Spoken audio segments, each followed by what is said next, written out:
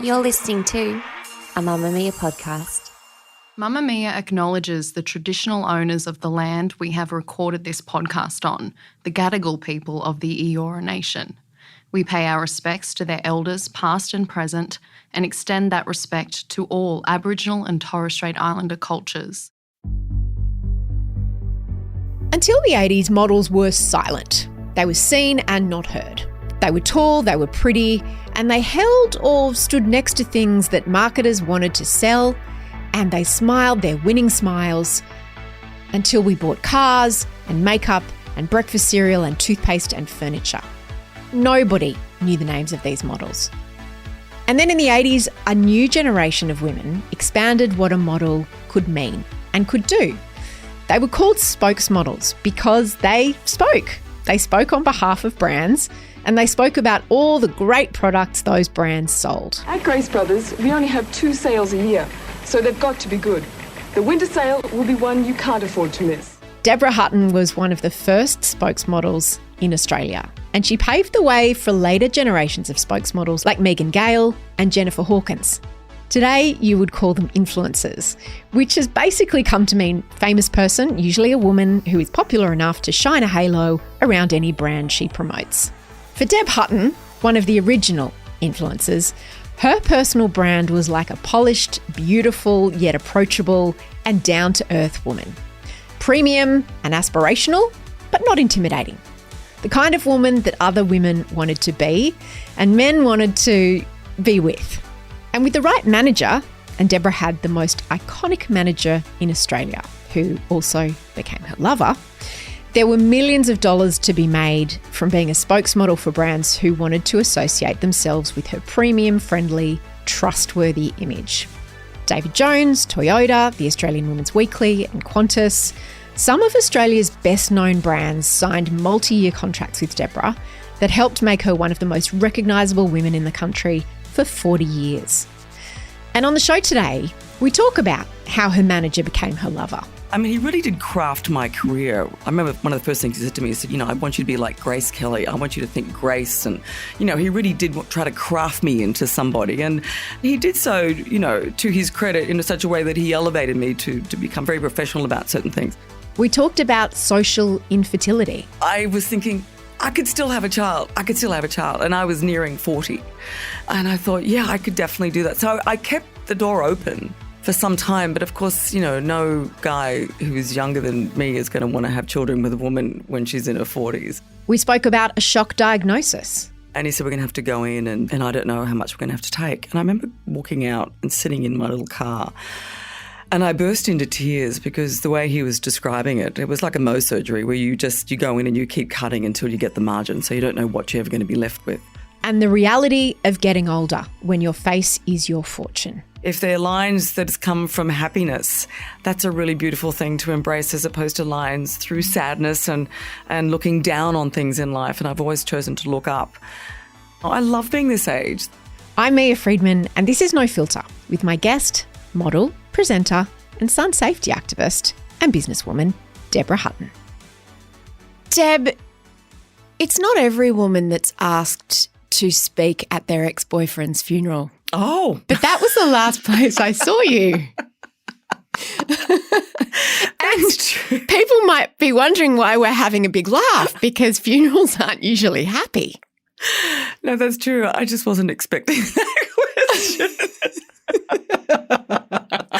Oh, God. Well, it's not every day that you go out with a man like Harry and Miller. And, it was a memorial. It wasn't a private burial. It was something, sort of a celebration of his life.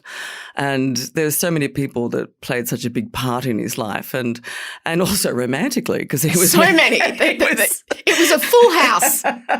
It was just women. It was just a line of women and they all had something to say. It's really true. It was, wasn't it? Yeah, it's really funny because he was married 3 times. He's got 5 kids from 3 marriages.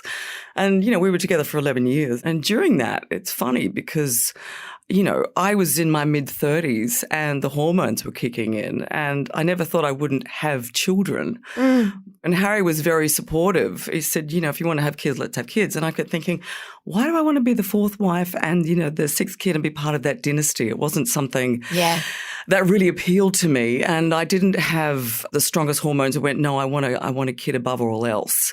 And so it just never happened. But that was an extraordinary day because it really was some beautiful people that I hadn't seen for some time. You move on to other relationships, you move on in life, and then you go back and there were some really beautiful and loving relationships that I'd formed during the years with Harry, which I'm grateful for, and they're still there today, So it was, Tell me how you met him. Well, I met him at a nightclub, because this is going back into the very early 80s, and there was a place in Sydney called the Cauldron. I don't even know if it still exists, but it was like a little den of iniquity. It was just all sandstone, and you sort of went in, it was all dark and very cool club. Little rooms and, corridors and everything was all sandstone. It was really charming, run by a guy called Charles Battaggi, and I was very dear friends with his girlfriend, Terry Markwell, who was a model at the time. But Harry, so we were hanging around younger people, and, I was married and I think I just left the marriage. Anyway, who were you married to? I was married to a Hungarian called Danish Berta. He was a Hungarian. He was an opal dealer. That's a whole nother life. And how old were you? When I met Harry, I was 27. 27 and divorced. Something like that. 27, 28. Modelling? 28. Wasn't modelling. I was the face of Grace Brothers. And that's sort of the biggest contract I had, and I really wasn't doing any sort of modelling as such. But I just remember he approached me. It's a funny story because he approached me, everyone leaning against a wall. You've got a, vodka in your hand, and I think drinking Cosmopolitans in the 80s or whatever as you did, right? And then he sort of shimmied up and said, hi, and da-da-da, and I think you're really interesting, and I think you've got a bit of a career ahead of you, and I'd love to talk to you about that. And, and I knew that he represented Maggie Tabra, and I was friends with Maggie at the time because she used to book me years prior. I did a lot of work with her. She was a fashion editor at the Women's Weekly that time. Yeah. And she was doing stuff for the Daily Telegraph. She's just a, icon. So I thought, he can't be that bad if he looks after, Maggie Tabra. Graham Kennedy, he was all these people. Agent. He was the agent. Celebrity agent. So anyway, he said, okay, let's make it, next Friday, 11 o'clock, where I am in Forbes Street, blah, blah, blah. And I said, okay, fine. So I think maybe he got in touch, and then I didn't even know if you could text those days. I didn't even think we had phones. But anyway, there was no mobile phones somehow in the 80s. or other, I wrote it down, and I turned up at 11 o'clock down his offices, and this woman on the reception, and I said, oh, hi, it's Deborah Hutton, to see Harry, 11 o'clock. And she looked, and after a few minutes, she said, I'm really sorry, I don't have you down here as an appointment. I went, well, he definitely asked me to come down here to talk to him. And she said, well, I'm really sorry, but you're not down as an appointment. And I just went, you know what? That's fine. Don't worry about it. I walked out going, well, that's a bit rude. I found it so rude. I went, oh, well, I don't have an appointment, so don't worry about it. So I was just pissed off, right? Yeah. Waste of time. And then it must have been some time after. Back in the Cauldron, another Cosmopolitan, and Harry's lurking around the corridors as he did, and so said, what happened? And I said, you completely forgot to tell anyone. And I said, it was just a waste of my time. And he said, I'm so sorry. So we organised it from then, and then he started just managing me. He started speaking the right things and saying the right things. So he managed me first before we started having a relationship, which I thought was a bit sort of questionable at the time, but anyway. It's interesting because we look back at relationships that we had when we were much younger, I think, at this age, and think, was that okay? Was that not okay? And it was before Me Too, and it was before people understood about power dynamics. What was the power dynamic like between you and Harry? Oh, it was in terms of, we had two relationships. One was very much a management to client relationship. After a year or so, he just sort of said, I'd love to take you out. I'd love to sort of, I don't know, do you want to just go out and have a bite to eat? And I thought he was, after getting to know him, I thought he was really interesting. And I was like, yeah, sure. That's another funny story, actually, our first date. But what happened on your first date? He was very charming and very charismatic. Well, so he invited me to the opera. And, of course, he was responsible for putting in the whole ticket system at the opera house, right? And so he held the two best seats in the opera house, which was, up in the dress circle, the two main ones in the middle, at the front row, blah, blah, blah. So it was a big thing for him to say, come to the opera. So I went to the opera, and I'm thinking this lovely glass of champagne. He was well connected. He picked me up in a limo, and I thought this is all really lovely. And so we're sitting there, and I forget what we were watching, but it was some opera. And I was sort of taking the whole thing in, and I looked over at one stage and he was sound asleep.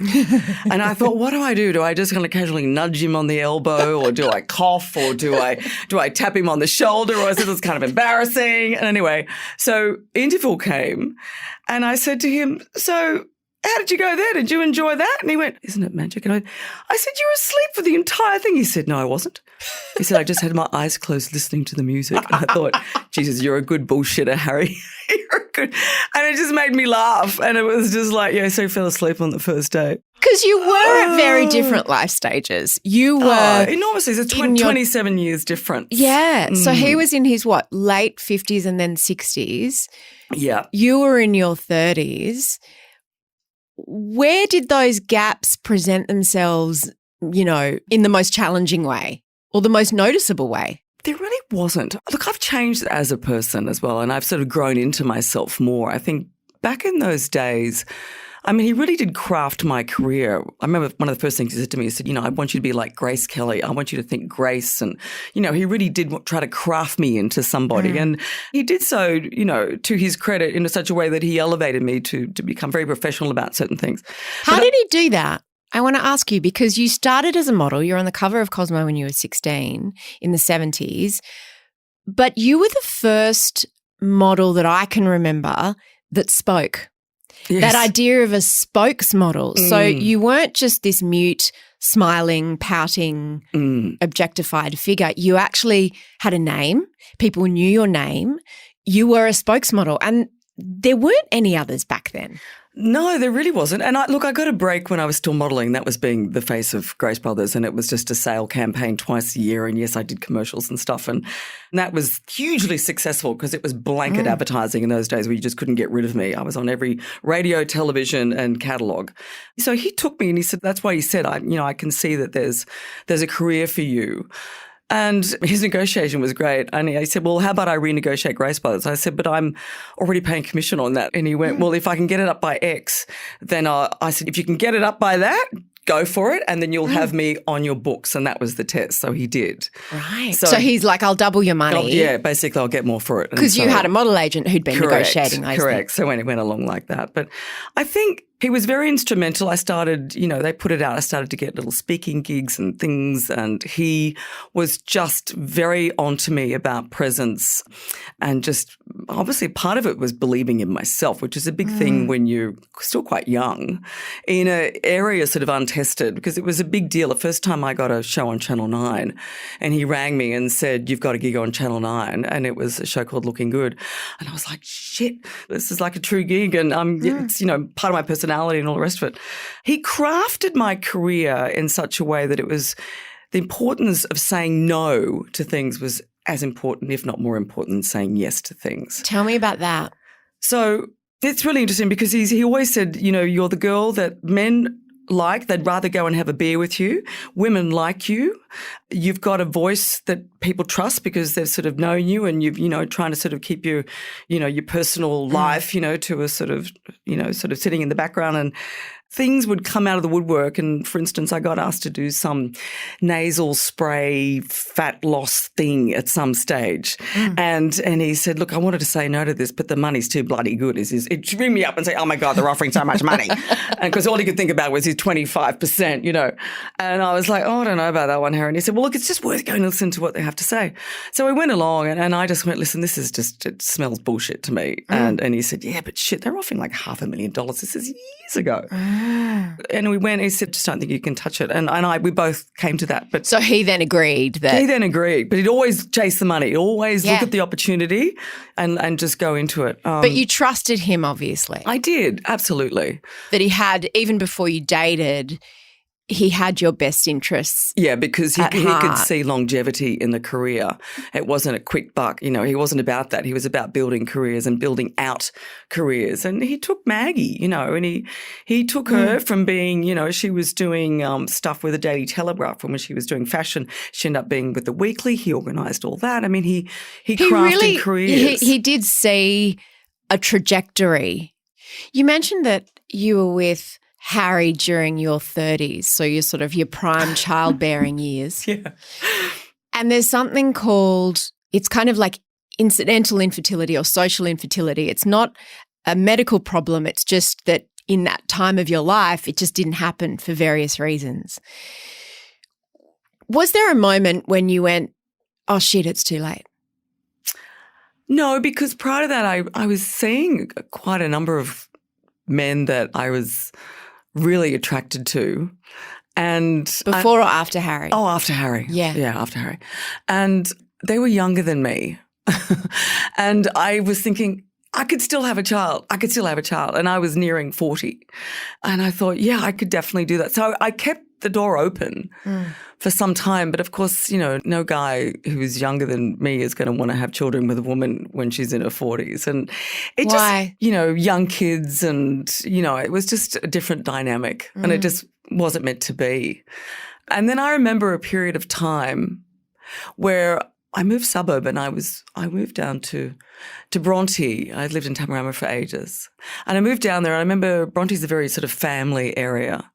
And I remember sort of doing a walk and all I could see was kids and young mums and prams.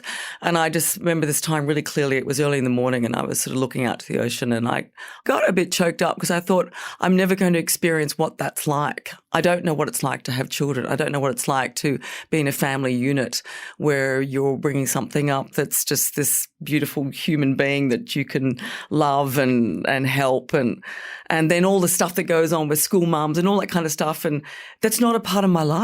I don't understand it. I don't know, even the education system and things. I don't understand. What year is it? What does that mean? It's not my life. But it was a moment where I just reflected on the fact that that's not something I'm meant to experience in this life.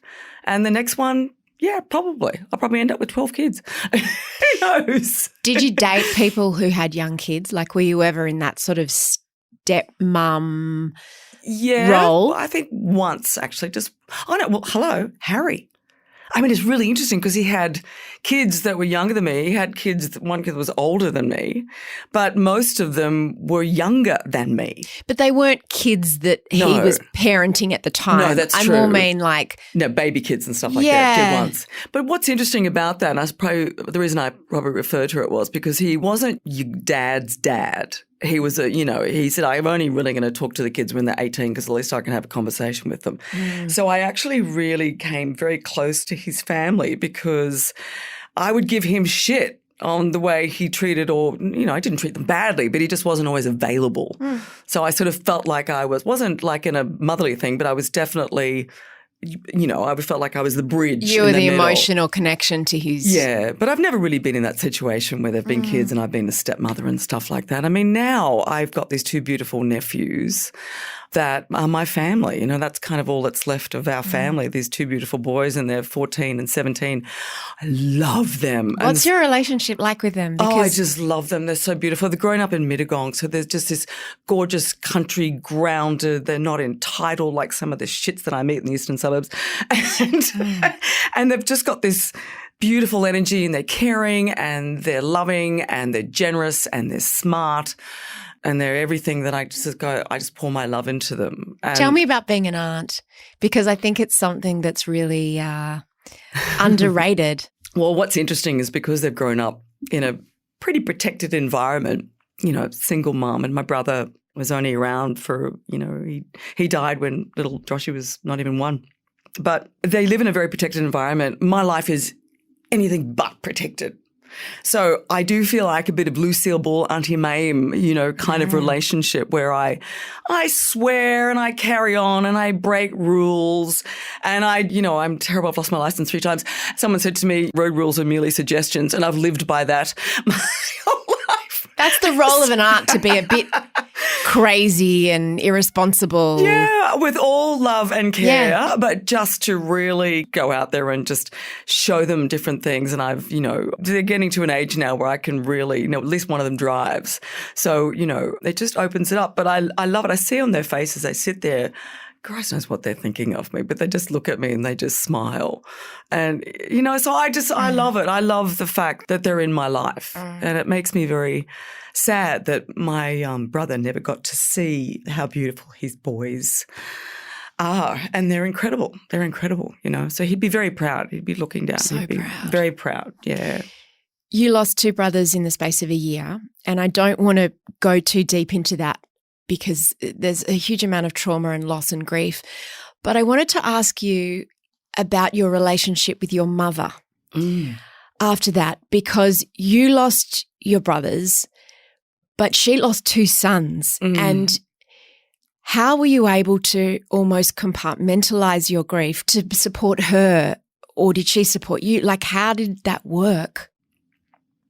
It's an interesting relationship with my mother, right?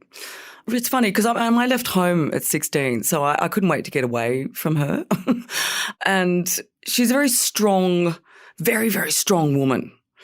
And, you know, she was divorced. She's been divorced twice, and she just thinks she's better off by herself. And so she's sort of grown up as a single mum and brought me up, you know, and I grew up separately to my 2 brothers because in the 1960s, the family court's decision was that the girls stay with the mother and the boys go with the father. So we grew up separately, which was just insane. You know, so she's had to do everything herself, and I so respect that and inspire that.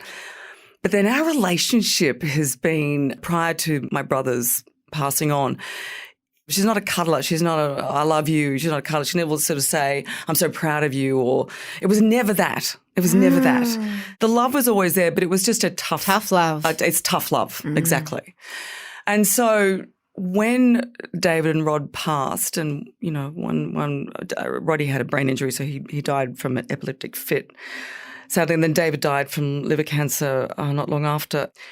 There was a lot of tension. You know, she was I think she was angry. You know, I think there's a lot of anger there and sadness. So look, we just supported each other as best we can. What's interesting now is, sadly, I had to put Mum in a care facility in Bowral last year. It's been a bit over a year now, and she lost all her independence, you know, sold the house, she can't drive, and she's being cared for, and I've got her in the best place. And I'm seeing a side to my mother that I've never seen. I've seen her vulnerable for the first time. And our relationship is really interesting now because I'm just looking at all the beauty that I couldn't see before, or she didn't show. I think she just didn't show it. And I'm seeing it now. And, you know, and now she always says, I love you, I love you. And I just never heard that much of it. I just never heard it growing up. So it's just interesting how it's changed, and she's at a position where she's just at a weakness, and she's vulnerable. And there's a beauty in that I'm really seeing. And so I love her. I hug her now oh my God, I love you. And so there's a beautiful connection now that I think we struggled with many years ago. And she's got 2 grandsons. She's got 2 grandsons, yeah, which is just beautiful, and they all live down there. So David, when he found out he had liver cancer, he decided that he needed to move to Mittagong because they basically was setting himself up to know that his family was going to be okay because Mum was down there, you know. After the break, Deb speaks about what it was like losing the great love of her life and the career cost of having pretty major surgery on her face. I want to talk to you about another type of grief that I think is really underrated, and that's the grief of losing an animal that you love and your beautiful Billy. And I think that I don't want to delve too deeply into it because, again, I know it's traumatic. It's funny, when I heard that Billy had died, in my head I thought— You met Billy. I met Billy, and I imagined that it was, you know, she got old and you had to take the difficult decision to put her down, but it was actually traumatic. She was hit by a car. Yeah. Without me being there. Yeah. How are you about that? Oh, look, I'm very philosophical about it. I have to say, you know, she was my child. Yeah. Because I didn't have a child, I was so close to her, and she was just a gift. And when I went everywhere with her, she came to every, you know, if there was a shoot, I could take her to, if it was a voiceover recording, if it was Pilates, whatever it was, dinners, people's places. They always said, oh, and you're welcome to bring Billy, because she was just my constant companion. She was the love of my life. And unfortunately, yeah, it was just— How old was she? She was 9.5, so she had many more years left. I've still got a photo of the morning I left her and I went to Pilates, and I said to my boyfriend at the time, months earlier, I said, if ever you walk her, always work her on lead because she doesn't respond to any— No, she just knew my call.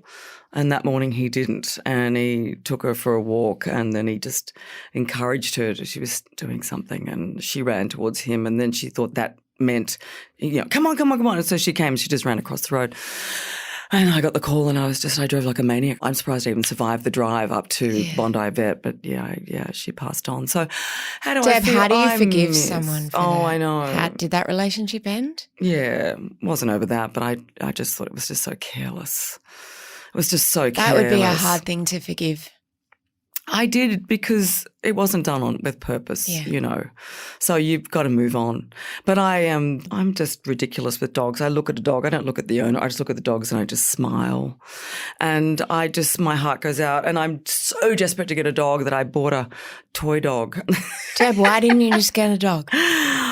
Oh, it took me a long time to get over that, to get over Billy. And then I think it's just the thing of I don't know, how do you replace something like that?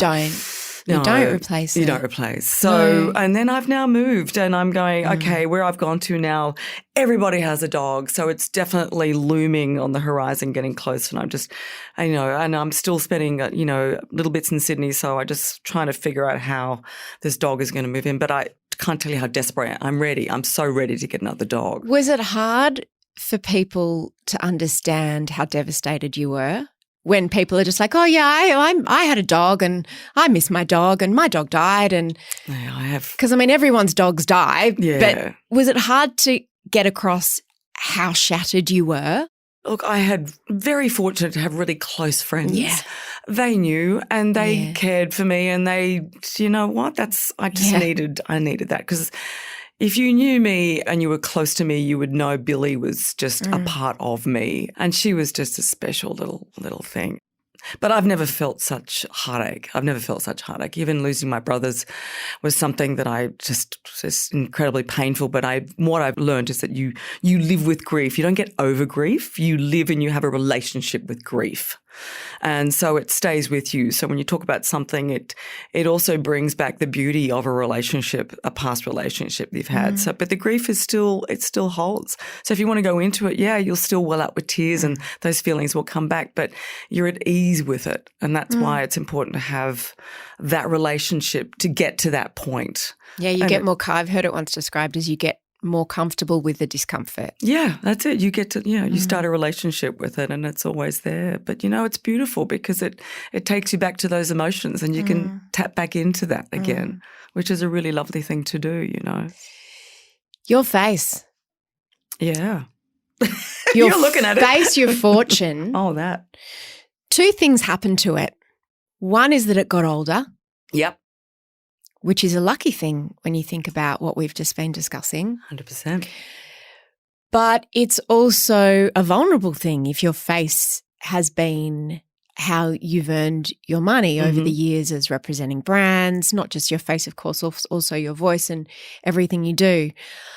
But I want to ask you about aging, but first I want to ask you about skin cancer. And you used to use solariums back in the day. You used to bake yourself. You spent a lot of time in Queensland in the hot, hot sun. When did you get diagnosed with skin cancer? Well, the first time would be probably about 11, 12 years ago, I think.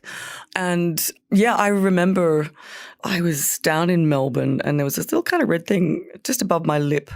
And I thought, I want to know what it was. And at those days, I would see a derm occasionally. And anyway, I went to see. Was it sore? No, it was nothing. It was just a little thing. I went to see the derm and he said, look, there's something there. He said, well, let's just keep an eye on it. He was really relaxed about it, so I wasn't stressed. And anyway, I went down I was hosting some gig down in Melbourne, and I remember going back to the hotel and getting, taking my makeup off and having a hot, face washer, and I sort of did that, and I came out of and it was bleeding, and I just had a mild panic. So I rang up the derm, and he said, I can't, they couldn't get me in. So I rang up a friend of mine whose husband was a dermatologist, and I said, this is what's happened. She said, I'll get you in immediately. So I went in there, and he looked at it, he said, this has got to come out as quickly as possible. And he said, we're going to have to go in and I don't know how much we're going to have to take. And I remember walking out and sitting in my little car and I burst into tears because the way he was describing it was like a Mohs surgery where you go in and you keep cutting until you get the margin so you don't know what you're ever going to be left with.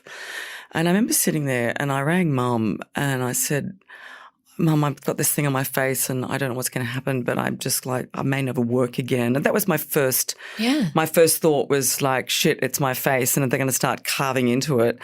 There's no guarantee what's left. I thought, well, and it was just really confronting, but confronting more for my career, I suppose, for my work, because it was just everything I did. I was the face of Qantas, Holden. I was on Channel 9 doing stuff. I had shit on everywhere. I was so busy and I was like, this is going to have a huge impact. So I was just I was shocked about it. Anyway, I go in to have the surgery and then I was really shocked because they took quite a bit. But, days before social media, and I found an amazing surgeon and they got it out and there was a great relief and I kind of went on and my skin healed and that's all great. And then a year and a half ago, same story. Of course, I get my skin checked all the time and then they said, look, there's definitely something there we need to look at. And it was just before COVID. We're looking, we were dicing with isolation, not and whatever. It was like May 2020, so it wasn't a good time to need a specialist or need surgery. And we did a biopsy and it was actually my surgeon because he still likes to see me just to sort of keep an eye on that area. And he said, listen, we've got to go in. We've got to do it now because things are closing down and, there's a lot of resources that are, being locked in. So I thought, I don't want to go back there again. So I tried all this THC I got onto all the... Like cannabis. Yes, I was doing all of that. Stuff. And then the more I sort of went down that path, it was so obvious it wasn't going to work. So at the last minute, I went in and had the surgery and I just couldn't believe that it was almost a mirror image of the size of the piece of skin that had to be removed, which is bigger than a thumb now. So that's twice in the same spot. And I came out and I was just resigned. It wasn't about my career. It was just like, okay, this is my journey. This is now it's a skin cancer journey. It doesn't just finish because something's been cut out. This is like a whole journey forward. Right. Forever I'm going to be, under the microscope. But it's been, And you posted a photo. I mean, the scar it went from the side of your nose all the way down past your mouth and it was like a sort of an oval or a leaf shape. Yeah. And it was huge and it was angry stitches. Ugly, yeah. Why did you post that photo? Because I went to take the bandages off. I went in there and then I said to the woman, how many stitches? Because I had no idea. This is like, 5 days after surgery. And she said, oh, there's too many to count. I went, oh, shit. And I said, and I didn't know because I hadn't looked. And I said, could you just take a photo? So she took a photo. And anyway, I went back home and I sat on the couch and I was like, holy shit, look at that. That's really, really brutal. And it just came to me that I thought, this is the ugly side of all those beautiful trips over in, Italy and lying in the sun and all those times down at the beach and it all brought it home. And I thought this is not a reminder, but it's like a knock on the head just going, you're an idiot and this is what you're left with. But you know what, Mia, since that, and it projected out, it went viral. That night, I'm sitting at home with some vitamin E on my scar and I'm hearing Peter Overton announce it on the Channel 9 News of that post. And then it just went viral and I thought, this is wow. It really surprised me. But what a gift. I looked at it going, this is the brilliant power of social media is that if you can use it for good, it's fantastic. And, I've mentioned to you, I think, when I look at it now, I think it's one of the best things that's ever happened to me is having that skin cancer on my face. It wouldn't be the same if it was on my calf or, if it was on my elbow. Why was it good? Did it change the way you felt about how you looked?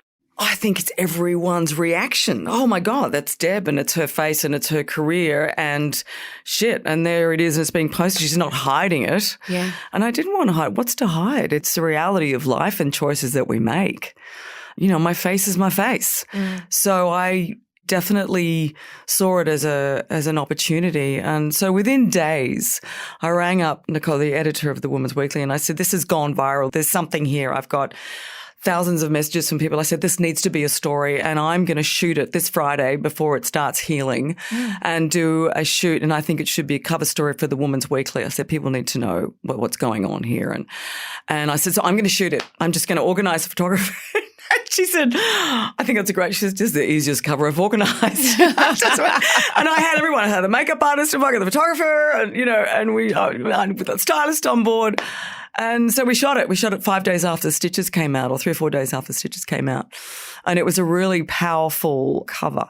And again, that propelled it into the next level. So it's given me a real reason for my life now. A purpose. A purpose, and probably something that to me that means a lot more than what I've done in the past. And a passion for something that I feel like I can do something. I can help people. I can create awareness. I can raise money. And it's a time in my life where I'm ready to do that. I've peaked in my career and I'm looking forward and I'm going, fantastic. I'm in the right place. The beautiful thing about socials, I suppose, is you create your own media and you can, as you've done so brilliantly, but you use it, as my partner says, spend your celebrity well. And I love that. Spend it well. And so if you're going to do something, lift people, do something with a movement that's going to create movement. And that's what made me laugh about you saying, firstly, why did you call Women's Weekly? Why didn't you call me? Thanks, Deb. Thanks for that. No, because I thought photograph. Do you know that you can put photos on the internet? And do you know that Mamamia reaches 10 million women per month? Yeah. The Women's Weekly is under 100,000. I'm just going to leave that there. So next time you want to call someone, call me. You. It's funny because I spent my life talking to the Weekly. I've done 20-something covers and they've covered my life from a very young age to, including nude covers, so which you know all about. I do. I want to talk about that, and I want to talk about as we get older, we look in the mirror and we have to decide, are we going to get work or not? Are we going to have Botox and filler? And if we are, how much and how often? And where do we stop? What's been your thought process with that over your life? Look, it's interesting because, we're around long before fillers and Botox and all that kind of shit. So I said years ago I would never have a facelift, and I still stand by that. I just think, it is what it is. I tried it. I remember going to LA years ago on a holiday, and a friend of mine says, you got to have Botox. It's fantastic. And so I went in and I started a little bit on my forehead and I came out looking so ridiculous. I had these eyebrows like Jack Nicholson and I just thought, oh my God, I do not look like me. And then over a number of years, I just thought, I'll just try a little bit, to the point I said, why want such subtlety? And then I just thought, there's no difference. And I don't want that look. I've tried it. It doesn't work on me. And so I don't need fillers. I inherited lovely cheekbones from my mother. I'm very fortunate. I don't like what it does to my face. This is a very personal decision. And, and I have no comment about everyone else. Well, your own personal journey, you go for it and do what you want to do. But for me, I look at my face and I catch myself sometimes. Someone's taken a photo or I did this Channel 7 skin cancer thing recently and I looked at these angles and all these wrinkles that are coming in my necks, and I think, yep, it's there. I can't tell you a lie to say it's not confronting. It is. Because having to look at my face for 40 years and bring the beauty out that's going to sell stuff. And now you're going, okay, that face is starting to head south. But I don't want to change it. I don't want to change it. I like my face and I like it aging. I'm looking at it and I go, but they're real smiles and there's lines there that I've earned, I suppose. And I've always been a smiler in life. I don't like taking photographs without a smile. I think if they're lines that come from happiness, that's a really beautiful thing to embrace as opposed to lines through sadness and looking down on things in life. And I've always chosen to look up. I look now and I go, there's so much more to life than this. And this is, yes, I'm aging. I've got grey hair. I still colour my hair and I'm going to fight to the death on that one. But my face, I just believe in looking after your skin. And that's my journey now I've always looked after my skin in terms of products and just hydrating. And as you get older, everything just gets drier. It does. Saggier. So I just do whatever I can. And I got a lovely comment recently. I was doing something on television and the hair and makeup artist she said, I love your skin, just completely unprompted. She said, you've got a lot of buoyancy still in your skin. And I was like, and that made me feel really good because it's not about the way I look, it's about the quality and just looking after your skin without having to inject shit in it. Yeah. And what scares me is that people, and I've got friends who have gone down that path I think they lose concept of what they started with. Yeah. And how often do you have to keep going in and changing? And the more you change, it's like renovating a house. I'm just going to do one little bit. And of course, by the end of it, you've done the entire house and it looks nothing like what you started with. That's why I'm too scared to start. That's because why. I don't feel that I would know when or how to stop. To stop it. So Correct. if I just say it's not an option, I take it off the table, Yeah. then I work with what I've got. Correct. That to me is easier than going, I'll just get a bit and then, maybe I'll get a bit more and then maybe I'll try this. And because there's no end. No, there's no end to it. No. And you can keep renovating the house. Correct. Until you've got a totally different house. Well, not only that, but you've got, you push up one bit and then it looks at something else. So everything's all connected. So as soon as you start playing like whack-a-mole around with it. on your face. I know. And look, I've seen some really good jobs in terms of, Helen Mirren's one of those women that I just, I look and I go, she's beautiful. She's obviously had good work. She's had good work, right? And she's not trying to, I love Jane Fonda, but she's taken to a point where ears are hanging out of the top of her head. And bless her. And I get it. She's still on television and doing a show, but I just think, where do you stop? Where do you stop? And why would you start? Turning 60, was it? How'd you feel about it? I laughed. I love it. It's so different to any other decade. When I turned 40, I called it 39A because it was a joke. And it was like, well, no one really knows how old I am because we can just start 39 B, C, D, E. And that was funny. And 50, that was like, okay, 50, yeah, that was sort of liberating. And then 60, I've just look at it like I've got a smile on my face about it. And I find it funny that I'm sitting here and I'm used to saying I'm 60 now, but I still think it's really funny because I don't feel it. How old do you feel? It's a hard question, isn't it? Yeah, I'm just ageless. I agree with you. I feel ageless. Yeah. I don't have a number and I've never hidden my age and I feel ageless. I think that's it because Have you ever felt pressure to hide your age? No, never.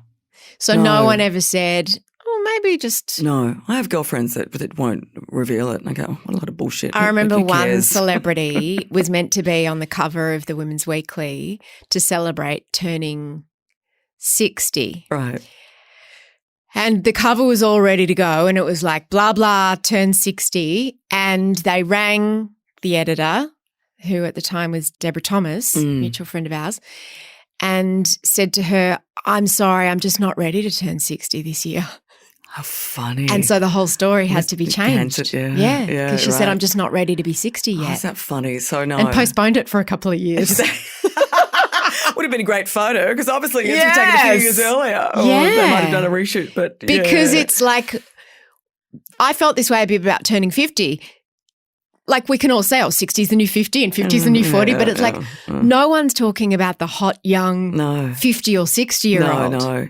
It's really, people say you're as old as you feel, and it's true, but I feel ageless. But there's such an acceptance and a beauty, I think. There's, I love being this age. There's a wisdom, there's a beautiful time to do a bit of retrospective, look back and really appreciate things in life and the journey that you've had and the beauty that's come and the sadness. But I look now more forward than I do back. I'm really looking forward.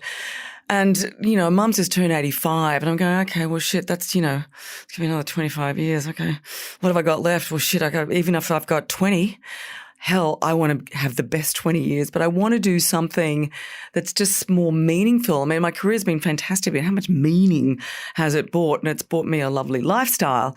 But going forward, I look at it as a chance to kind of really sit in my bones. And, they're weary. There's a few nicks and creaks and, pains and whatever, but great, just work with it. But going forward, I think it's fantastic. I feel more me now than I ever have.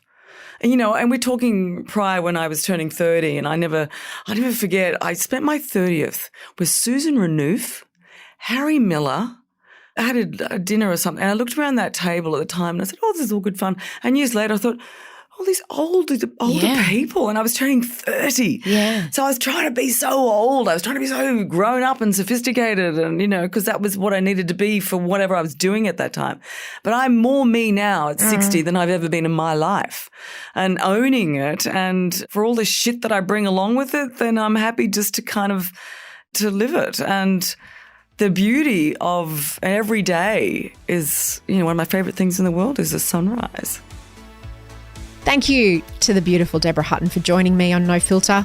Deb has also released a fantastic line of very sun-safe hats with Canopy Bay. We'll link to them in the show notes. The producer of No Filter is Emmeline Peterson. The executive producer is Eliza Ratliff, with sound production by Madeline Joannou. And I'm Mia Friedman. Thank you for having me in your ears.